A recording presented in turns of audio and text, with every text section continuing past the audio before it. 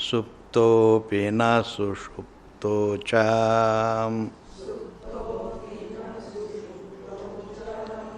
स्वप्नेऽपि शयितो न च जागरेऽपि न जागर्ति धीरस्तृप्तः पदे पदे.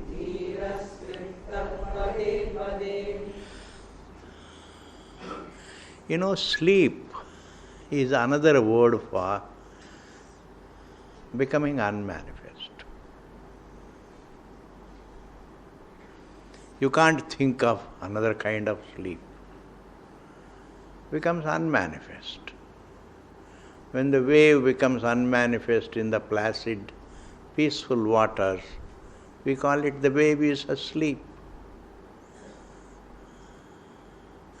And the wave again becomes manifest. The wave again is awake. So manifestation is called waking state. Becoming unmanifest is called sleep. And what is it that becomes manifest and unmanifest? Only the creation, the thinking. Thought can become manifest. Thought can become unmanifest. But the source where the thought becomes manifest and unmanifest, that conscious being does not become unmanifest. Therefore, sushupti is a sushupti for the thought.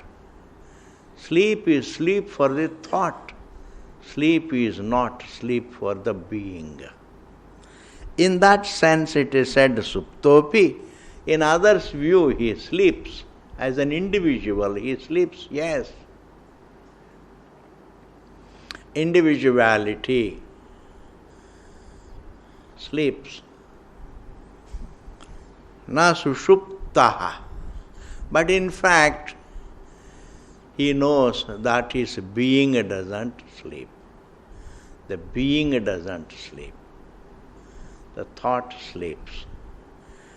And the confusion is only in the manifest state. And in the manifest state, he knows that the manifest thought is an error, and the source one's being is the truth. It doesn't have the two phases of becoming now manifest and becoming now unmanifest. This kind of alternating phases are not there for the being. Therefore, for the onlookers, yes, he is sleeping, he is lying down, he has closed his eyes, he is breathing softly, he is like anybody is sleeping. Yes, it is an unmanifest state of his thinking. But in the waking state, he understands even that unmanifestness of the thinking is an error. If thought is mithya, then its unmanifest state as well as manifest state, both are errors. If the wave is a form, then the potential wave also, the unmanifest wave also is false. Therefore, suptopi, even though he looks to be asleep, na sushuptaha, he is not asleep. Because that is the nature of the truth. Truth doesn't sleep. Truth doesn't become manifest or unmanifest. It is not right even to say that truth becomes manifest in the form of the objects. It doesn't become manifest in the form of the objects. The truth is seen in the form of the objects. Truth is perceived in the form of an individual. Suptopi na sushupto cha, swapnepi na shayeto na cha. And even if he dreams and still he doesn't dream, the same logic. He understands the dream also is false in the waking. Because the confusion is there in the dream also, but the vichara shakti is not there in the dream. Within the waking, he falsifies all the three states. In order to falsify all the three states, one has to be in a state where reflection is possible, where discerning is possible. Where discerning is in the dream, there is. It is a confusion, but there is no discerning capacity. The sense of reality itself does not mean discerning capacity. Animals also have a sense of reality about things. Sense of reality about things itself does not mean discerning capacity. I may be in heaven with a sense of reality, but I may not be able to reflect. Animals also have the sense of reality, but they can't discern. And therefore in the dream also there is a sense of reality, but yet there is no discerning capacity. Even if it is taught so, even if the truth is taught, man can't understand. There is no discerning capacity. Therefore, it is wrong to say my guru came in my dream and gave me upadesha is all not true. You have to have, there should be confusion plus a discerning capacity, two things. I must have the sense of embodiment. This is called confusion. I must have the sense of embodiment, which is called confusion. And I must also have the discerning capacity. I should be able to think. That is where vichara is possible. Therefore, in the waking state, an individual understands the dream also is mithya. Neither the being sleeps in the deep sleep state, nor one sleeps in the conscious being sleeps in the dream state, nor is he asleep in the waking state. Consciousness illumines the unmanifest and manifest states of the thought. Consciousness itself does not become unmanifest or manifest. And therefore, suptopi na sushupta, swapnepi shayato nacha, jagarepi na jagarti. Even the waking state is not a waking state, it is a state of being. When the wave becomes manifest, it is in fact, on analysis, the fundamental, the irreducible fact is, it is a state of being water. When the wave becomes unmanifest, it is a state of being water. In every situation of the wave, it is a situation of being water. Therefore, waking state is not a waking state, it is a state of being only the truth, the non-dual being. Dream also is a state of the non-dual being.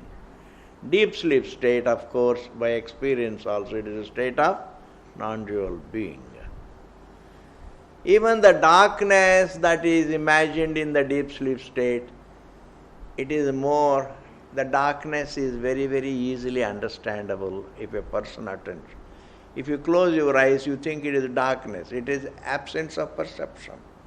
It is your presence free from perception. Your presence free from perception somehow or other is interpreted universally in avidya as darkness, as andhakara, as darkness. There is no such a thing called darkness. Darkness is absence of perception, or it is presence of the truth free from perception. It is presence of the subject free from perception. Therefore, waking state also is not a state of thought, it is a state of one's being. This is all that is to be understood. It is not a state of perception. What looks to be a state of perception is a state of one's existence. What looks to be a state of dream perception is also a state of one's being. What looks to be a state of darkness, meaning freedom from perception, is also a state of one's non-dual being. Therefore, in every situation, all that is there is only a non-dual being. Jagarepi na jagarti, dhiras triptaha pade pade. Dhiraha, a wise man. I am going to translate it as the truth, dhiraha. Tripta, it is ever full. Pade pade means without any break, eternally. It is full without time. It is fullness free from time. It is fullness independent of perceived thought or perceived time. Only the truth is fullness.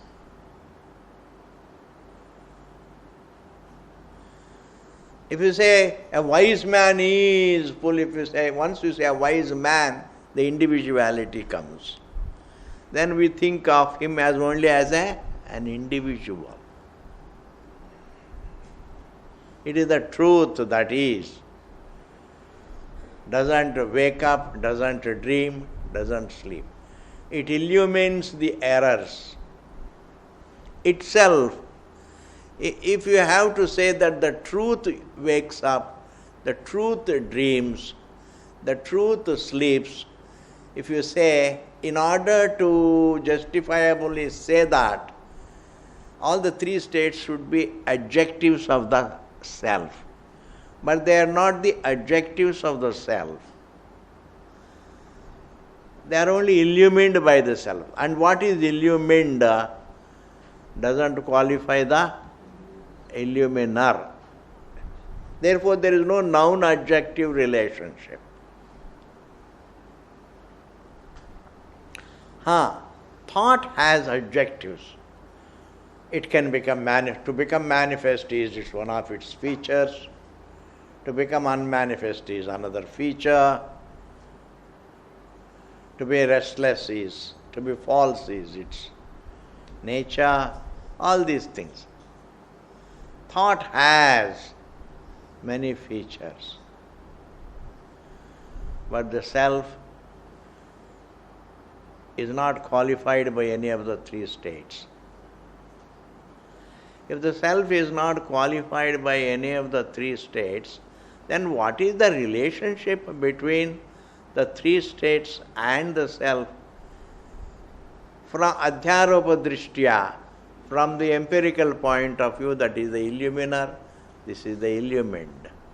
And from its own point of view, it is one without a second. It is free from all of it. It is the source of it, that is one standpoint.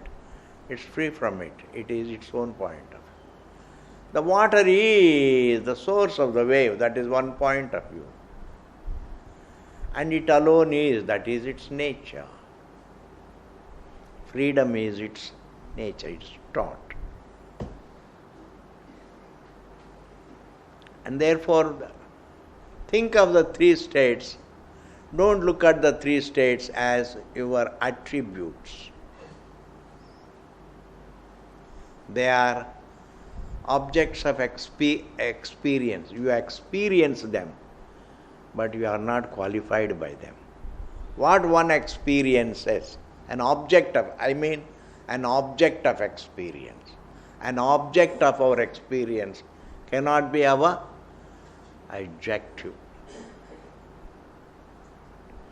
Think of the three states as three appearances, three objects of your awareness. But yourself, you don't wake up, you don't dream, you don't sleep.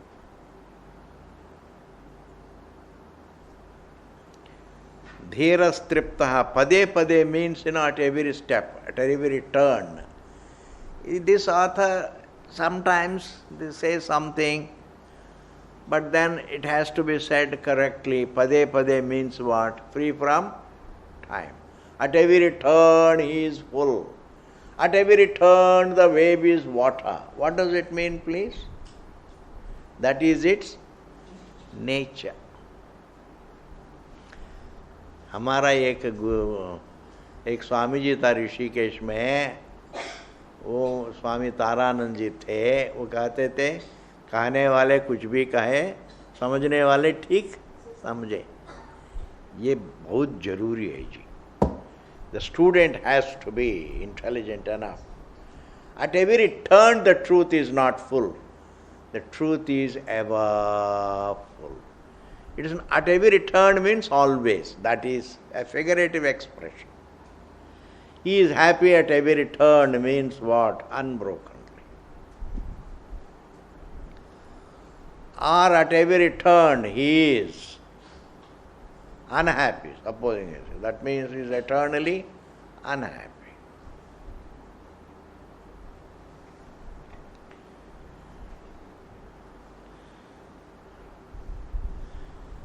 He is free from time and therefore unbroken. The truth is full. Jnaha sachintopi nischintaham sendriyopi nirindriya sabuddhirapi nirbuddhi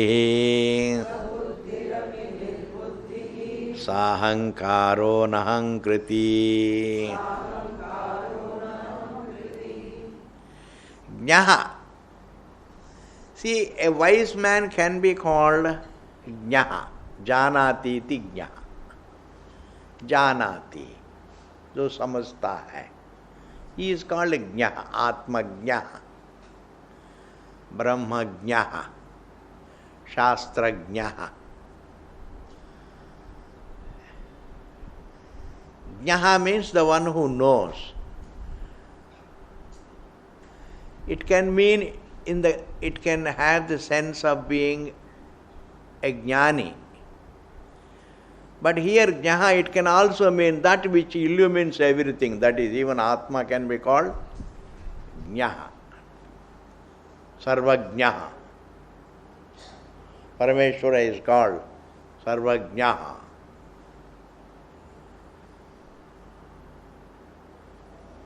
Jnapti Swarupaha, Jnaha. Therefore, I am interpreting the word Jnaha to mean only the truth that illumines everything. That is Jnaha.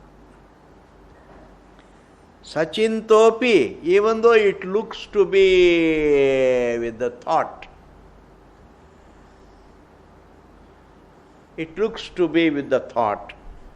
Nischinta, by nature, it is free from thought.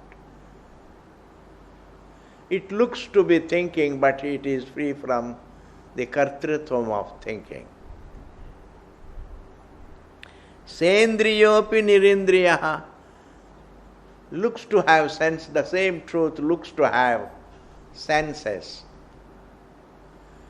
but in fact it is free from the senses. Sabuddhirapi nirbuddhi, it looks to be meditating, it looks to be reflecting. Reflection also is a part of the realm of avidya. Reflection is not a part of the truth. Presupposing avidya, there is a reflection. Intelligence presupposes avidya, please. Intelligence is the capacity to discern. This capacity to discern also is felt in the state of embodiment. this capacity to discern is not an attribute of the truth. It's not an attribute of the truth. And therefore, sabuddhirapi nirbuddhi sahankaraha anahankriti. Even though truth looks to be an embodied individual, is not an individual. So I have interpreted the entire verse in the sense of the nature of the truth. It can also be, somebody can interpret it in the sense of a jnani, a wise man. How? Jnaha sachintopi, and a wise man looks to be thinking, but a wise man looks to be with the thought, but otherwise he is free from the thought. Sendriyopi nirindriya, a wise man looks to have senses, but is free from the senses. Sabuddhirapi nirbuddhi, a jnani looks to be thinking, but he is not free from reflection. He looks to be an individual, but in fact he is not an individual. But it is always better to describe it as the nature of the truth. You are not going to think of a jnani, you are going to think of your being, please. You are going to reflect on your existence, your being. Your existence is what is described here. What is that existence? Sachintopi. Even though you look to be with a thought, you are by nature free from thought. Even though you look to be having sense organs, faculties, but you are free from the faculties. Sabuddhirapi nirbuddhi. The truth looks to be with the intelligence, but it is free from even that capacity. It is a sheer presence, peace. Sahankaraha anahankriti or anahankritaha. Is anahankritin becomes ahankritin, ahankriti, na ahankriti, anahankriti. ये प्रत्यय लगाया है. Even though he looks to be an individual, but the truth is not an individual. Therefore, describe it in the sense of the nature of the self, the being. Because we are not going to meditate on jnanis.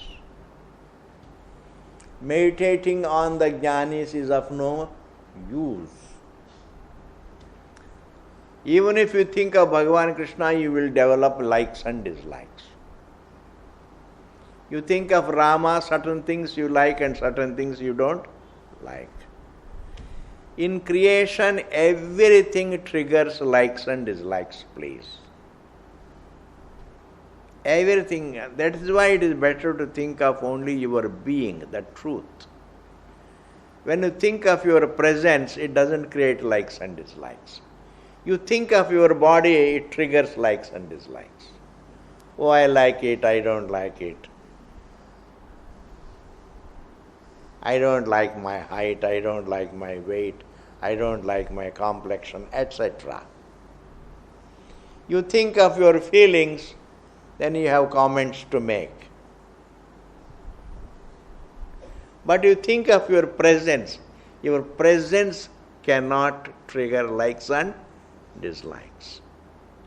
Your silent presence. Your presence is absolutely silent. And your presence to be and to be conscious are one and the same. I don't have to even qualify the presence as conscious presence. It is choicelessly conscious presence. It is the conscious presence that illumines all the three states. Even the deep sleep state falls, even the darkness falls in the realm of the conscious presence. And therefore, think of your silent presence and understand every verse in the sense of the nature of the truth. Ashtavakra Gita makes sense. If you interpret in the sense of a wise man, you have got problems. Then you get into conflicts. Then you go about saying, oh, this person takes pizza, he may not be a jnani. Problems are there. Don't really interpret. Shastra is not a pramana in the matter of who is a jnani. Shastra is a pramanam only in the matter of the self being the truth. What is the nature of the self? Only in this matter, the Shruti is a pramanam. Shruti is not a pramanam in the matter of as to who is a jnani. There is no description of a jnani. There is only description of the nature of the truth.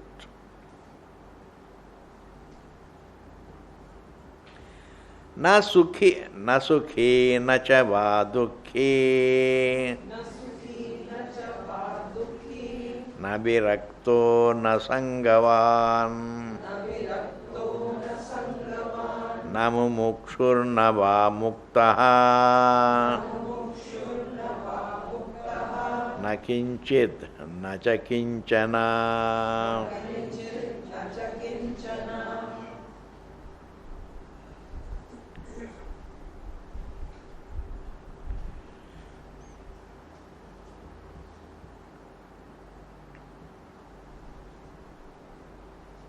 Na sukhi, the truth is not.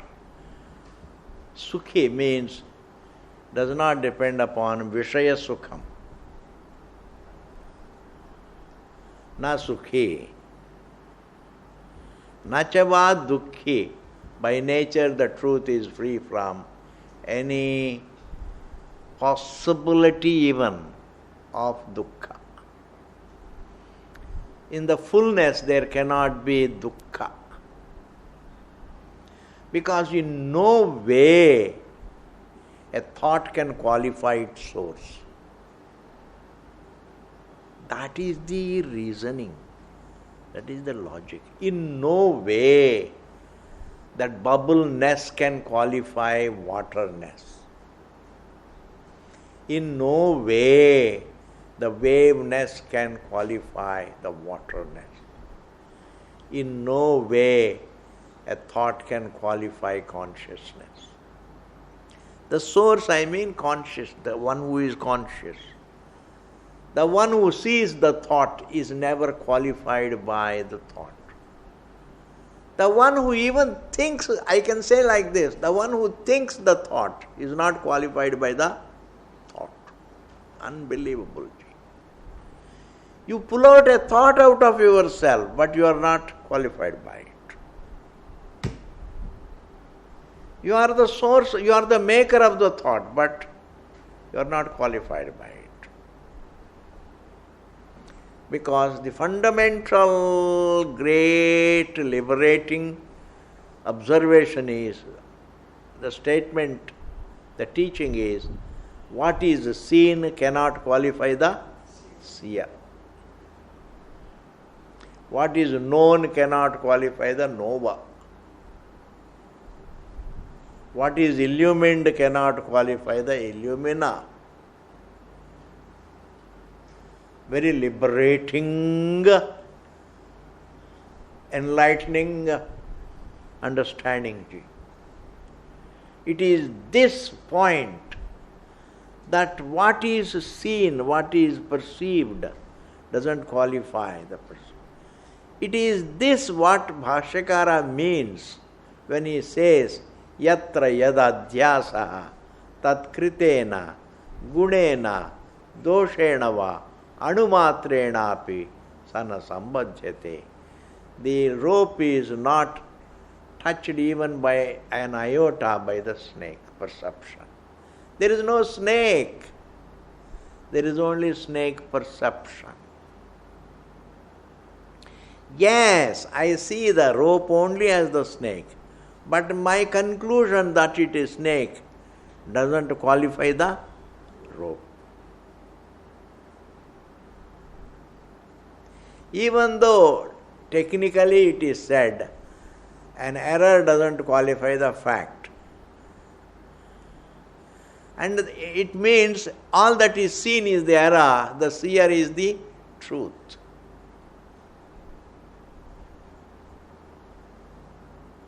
The object is the error and the subject is the truth.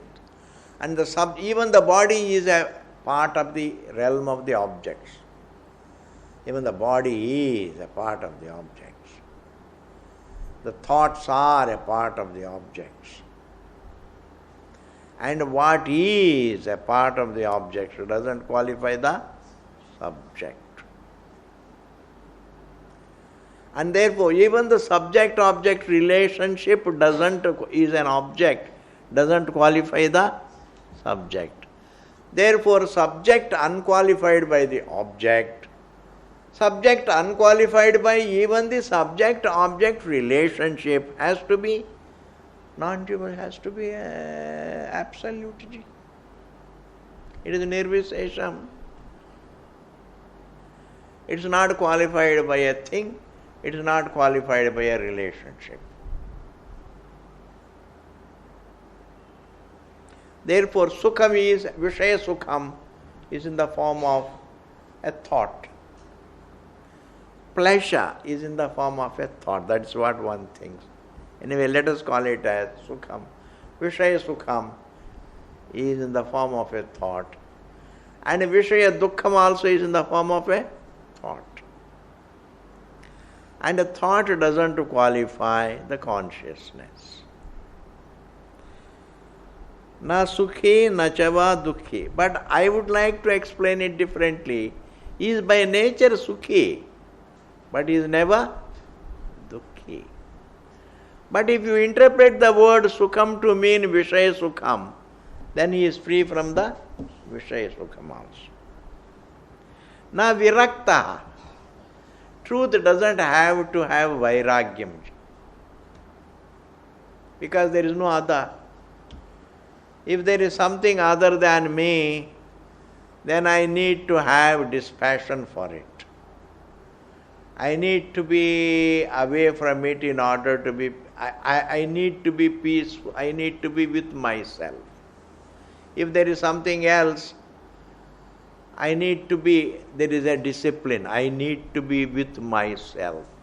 Otherwise, it may tempt me. I may react to it. But the non-dual doesn't have to follow the discipline of having to be with itself.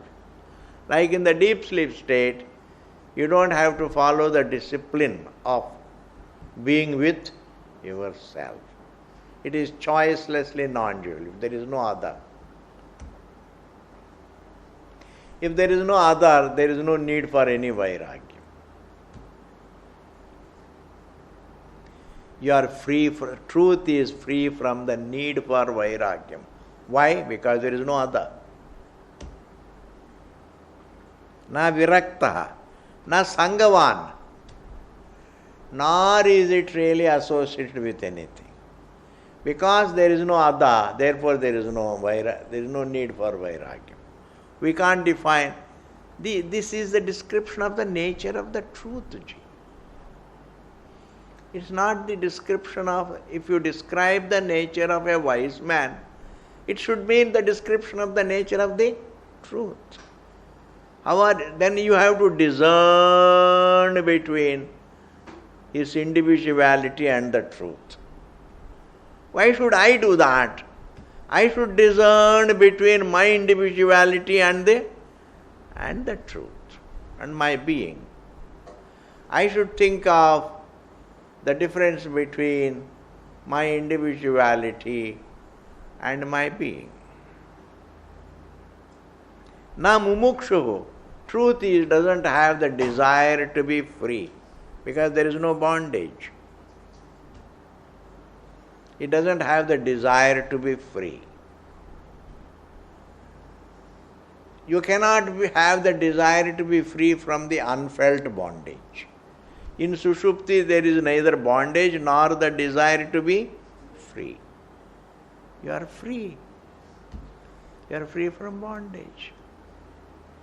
Truth is free from the desire to be free from bondage. It doesn't have a desire for moksha. Nava mukta, nor is it liberated at a point of time. It is by nature free. Mukti is its nature. Not it is mukta. Nishtha pratyaya is not necessary. It's not liberated at a given time. It's not really previously the truth was, once upon a time it was bound and now it is liberated, you can't say. By nature it is ever free. Once upon a time it was not water, wave, now it is water. You can't say that. It is ever the water. Therefore, neither the truth has the desire to be free, nava mukta, nor is it liberated at a given point of time. Na kinchit, it's nothing, it's not an object.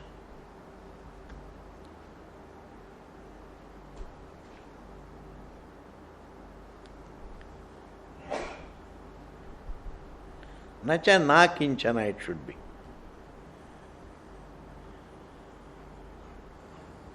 It's not it's not something. It's not something, nor is it nothing. Neither it is some object, nor it is nothing. It is not shunyam. It's not an object. It's not a thing. It is not something. It is not nothing. It is something which is everything. Yes, it is something which is everything. And therefore, this kind of description applies only to the reality. What about a jnani? Even when you describe a jnani, it has to be understood in the sense of the description of the nature of the truth, the being.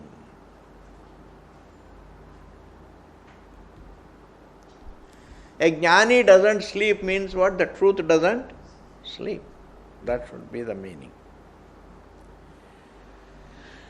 Next verse ji. Vikshepepi na vikshiptaha samadhau na samadhiman jajyopi na jado dhanya pandityepi na panditah.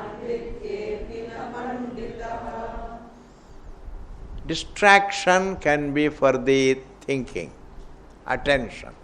An individual's attention can be distracted. Consciousness has no distraction. Consciousness can illumine every distraction. Mind can have distraction, and the distraction is illumined by the self. And that self has no distraction. Air can be distracted, fire can be distracted, water can be distracted, let us say. But can the space be distracted? Space cannot be distracted to another thing because there is nothing else. Space is unlimited. In fact, your existence has no distraction. Distraction. In fact, Vedanta teaches truth is free from distraction. You don't have to put yourself on the discipline of being undistracted. That discipline may give you something,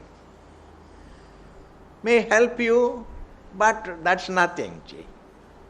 The results of all disciplines is very momentary. the results of all penances are very, very momentary. Any result is just nothing, insignificant. Any result is insignificant. And truth is not a result. Even if you work hard throughout life and what you get is a result, and that is nothing. It is just nothing. Don't put yourself on the discipline for the results.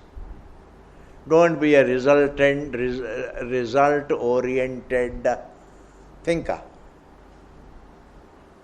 Be a think for what is ever, eternally. Reflect for knowing what always is. Even if you get some result through your discipline, it is nothing, ji.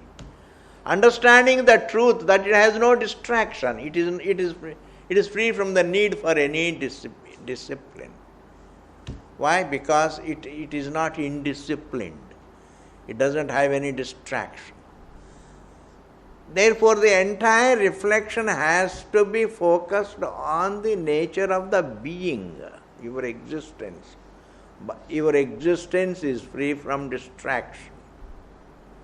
Thought has distraction.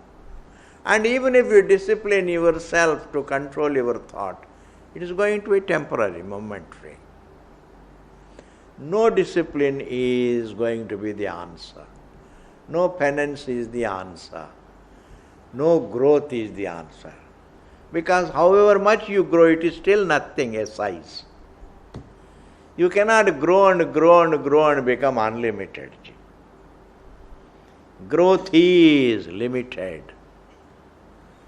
Discipline's result is limited. Penance result is limited. Even if you have all kinds of sadhanas, the result is very insignificant. It is not the sadhana that we need. We need to understand our being. If you want to call understanding as sadhana, that is all right. But yet it is education. It is more vidya rather than sadhana. Doing is called sadhana. Understanding what is called vichara. And again they will say it is vichara sadhana. I say vichara, sadhana is doing. Vichara is trying to register what is. Understand the difference between the two. Have sanskara, create sanskara in you to find that your glory, your liberation lies in understanding what you are. Not what is there somewhere, what you are by nature. Therefore, vikshepepi na vikshipta. Truth is mistaken to be distracted, but it is not by nature, it is vikshipta. Samadhavana samadhiman. You may have the discipline of composing your mind, but you can't say the truth is composed. Truth illumines the distracted mind. Truth illumines the composed mind. Truth illumines the distracted mind. Truth illumines the composed mind. And therefore your being is neither distracted nor does it need to be composed. That is your nature. Thus, look at your existence as the experiencer of the three states. As the experiencer, you are the light, please. Yes, I keep judging myself in terms of the form, I understand. But that is the situation, and I have to falsify that situation by understanding even this situation of embodiment doesn't qualify my being. Embodiment, I can't really slash it away. I can't slash myself. I can't destroy myself. I need to correct my error. If I kill myself, I will be again remanifest as another individual. That's not the answer. Death is not the answer. Suicide is not the answer. Frustration is not the answer. Fear is not the answer. One has to take up what is needed, that is, understanding one's existence correct. Vikshepepi na vikshipta samadhavana na samadhiman. Vedanta doesn't talk about distractions and disciplines and composures. These are all just said in as on margins of Vedanta. The tradition says there are so many people, you teach them Vedanta, they don't understand. Then you say, all right, you have some disciplines. Because how do you run the class? In order to run the class, you have to talk on disciplines. In fact, disciplines is not the topic of Vedanta. Tapasya is not the topic of Vedanta. And dharma is not the topic of Vedanta. It is not dharma shastram. It is tattva shastram. It is a literature pertaining to your nature. It is a statement of fact about the living being. That thou art. The source of the universe thou art.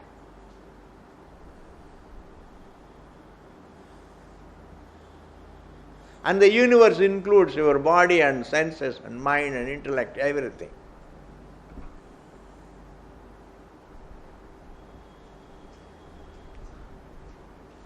Therefore,